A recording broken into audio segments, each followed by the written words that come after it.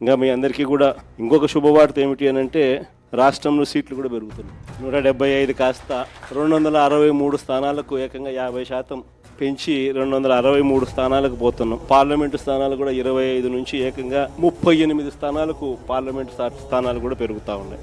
SC ST reserved సీట్లు కూడా 50% పెరుగుతున్నాయి.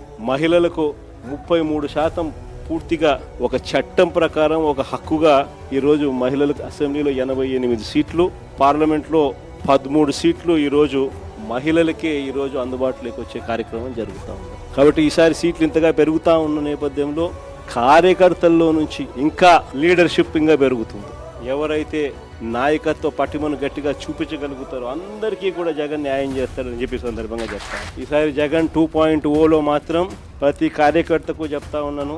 బహుశా మనం అధికారంలోకి ఉన్నప్పుడు కోవిడ్ ఉన్నది, మనం అధికారంలో ఉన్నప్పుడు 2 సంవత్సరాలు కోవిడ్ లాంటి విపత్కర పరిస్థితులు ఎప్పుడు ఎదుర్కొనే పరిస్థితుల మధ్య బహుశా కార్యకర్తలకు అనుకున్నంత పేరుకు బహుశా నేను న్యాయం చేయలేకపోయి ఉండొచ్చు. కానీ జగన్ 2.0లో మీ అందరికీ కూడా భరోసా ఇస్తా ఉన్నా. ప్రజలకు మంచి చేయడమే కాకుండా కార్యకర్తలకు మంచి జరుగుతుంది అని ఖచ్చితంగా చెప్తా ఉన్నా.